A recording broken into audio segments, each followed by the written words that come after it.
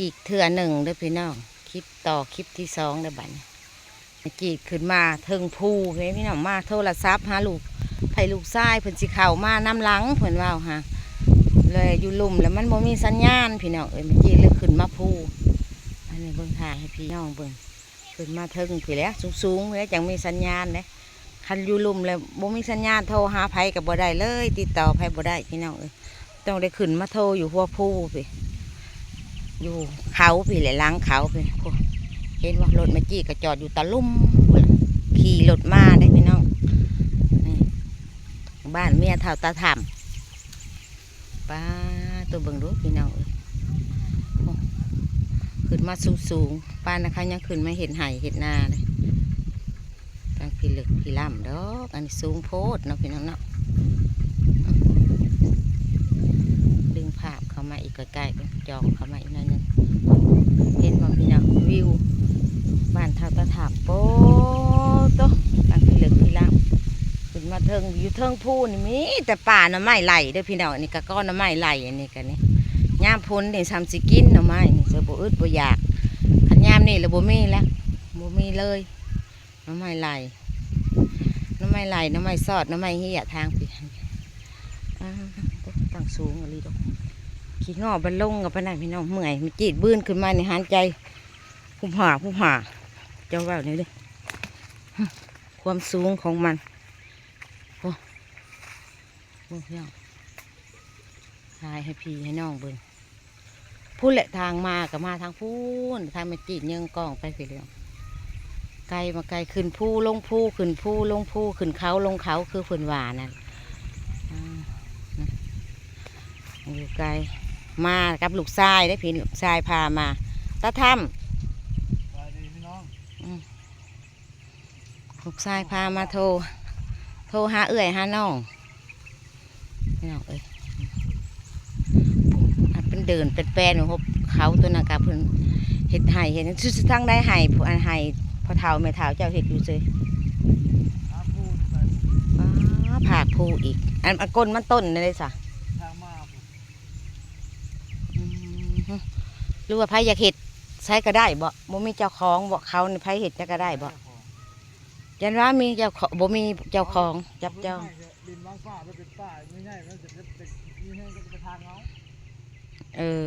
แบบจับจองเอาก็ได้เนาะบ่มีไผเป็นเจ้าของเนาะใครได้มีแห้งขึ้นไปทางเอาเป็นไห่ที่เขาทางแล้ว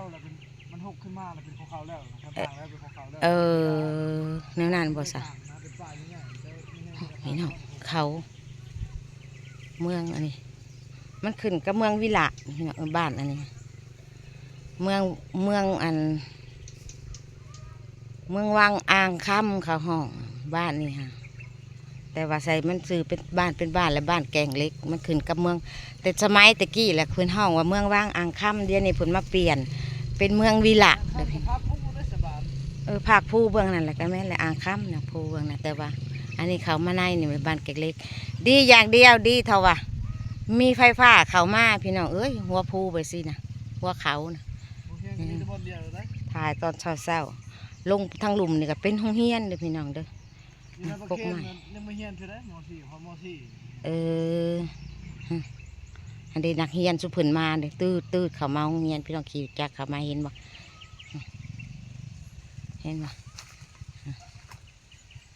บัดนี้ก็สีได้ลงแล้วมาโทรหา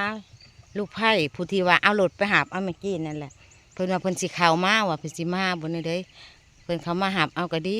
เพราะว่าเฮ็ดแล้วก็เมื่อกี้ก็กลับเลยมื้อนี้เลยได้กลับมาหาอุ่นน้อยคือเก่า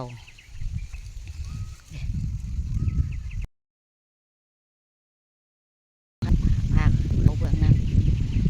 รถเมื่อกี้อยู่หันดึงภาพมาใหญ่ๆเลยเจ้าเลย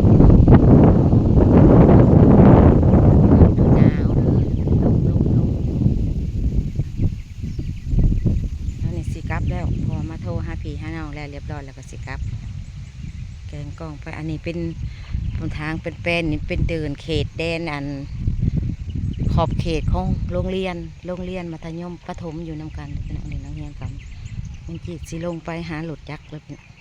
หามอเตอร์ไซค์แล้วสิครับเมื่อบ้านเนี่ยเขาถ่ามุมจับมุมให้พี่ให้น้องเบิ่งก่อน งวัด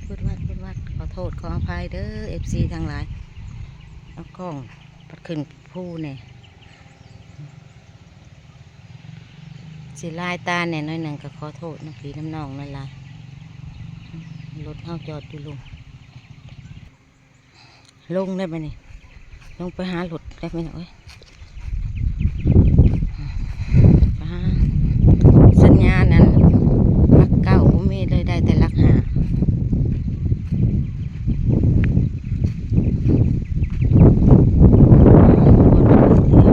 แบบจะโทรหาไผกับบ้านเมืองก็ขึ้นมาโทรอยู่เทิงภูนี่นะลงหลุมแล้วก็บ่มีสัญญาณนักเรียนเขามาเรียนหนังสือเด้อกำลังหลังมาเนาะนี่โรงเรียน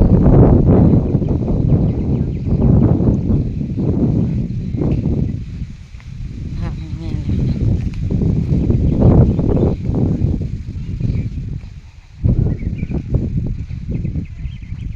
เรียนจุดผลพวมหลังมาประมาณนี้ห้ามอเตอร์ไซค์ผู้ใหญ่บ้านของเพิ่นก็บ้านของแม่เฒ่าป้าเฒ่าเพิ่นก็อยู่พูนอยู่ไกลๆเลยคือเราเรียนมาแต่เขาเด้อพี่น้องมาหอดเด้อพี่น้องเพิ่นนั่งเขามาเลยดิตอนเพิ่นก็ย้ายเงินให้นักเรียน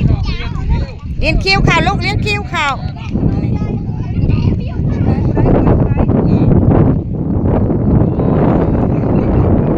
ได้เงินซื้อขนมได้เงินซื้อขนม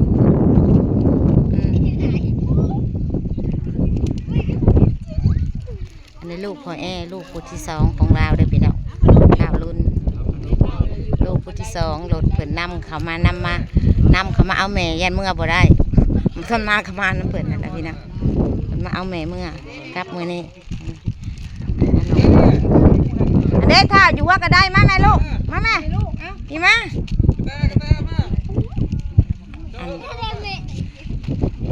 อันนี้ก็เลยขาเพิ่นมานำอันนั้นลูกไผ่เด้อผู้ใส่แว่น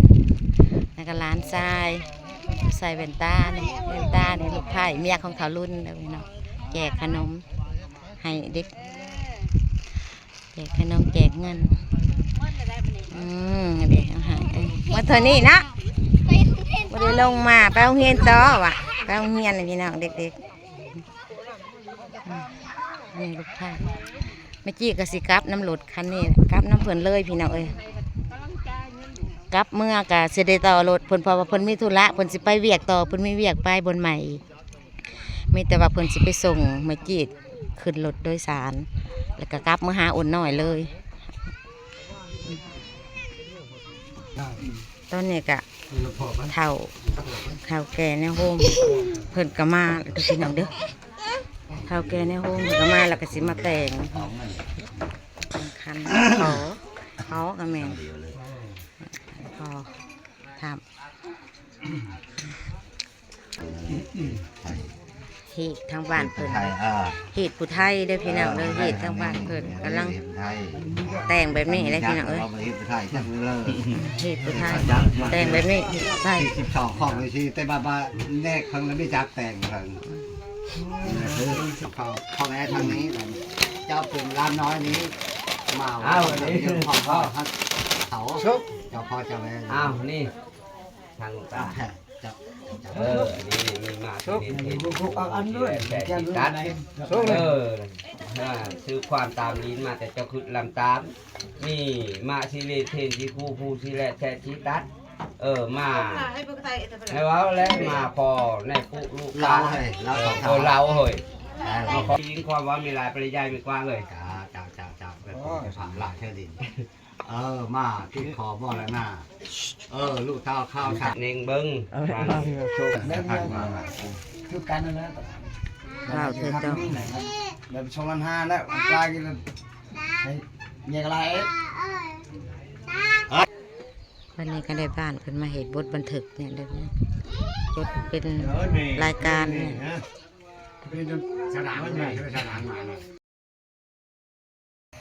สบายดีพี่น้องอีกอย่างที่สองเด้อพี่น้องเดิมมันนี่เมื่อกี้ก็ได้มาแล้วแต่บ้านนางอินมาหอดเพื่อนอ้นนอนพี่น้องเอ้ยตอนนางพาวน้ำรถเพิ่นแบบว่าเฮ็ด ยังบ่ได้แล้วปะให้พ่อแอเพิ่นอยู่ต่อพ่อแอเพิ่นอยู่ถ้าอยู่ต่อดำเนินเวียกอยู่หันก่อนไม่จี้และพาว่าน้ำรถลูกเพราะว่าลูกมีเวียกไปคันเขามาน้ำรถเขามันสิบ่มีรถออกมายากรถพี่น้องหนทางมันก็ยากแล้วก็เลยว่าลูกเขาไปเอาแล้วเขาเผาแล้วก็เลยปะงานวิธีที่ว่าขอเมียเท่าตาถ่ำมันพี่น้องปะมาเลยมากับนางใบบุญพากันมาหอนเฮือนอาบน้ำอาบในแล้วถ่ายคลิปให้พี่ให้น้องเบิ่งอาคลิปนี้มาหอนในลาไปก่อนเด้อพี่น้องฝากติดตามคลิปหน้าเด้อสบายดีบาย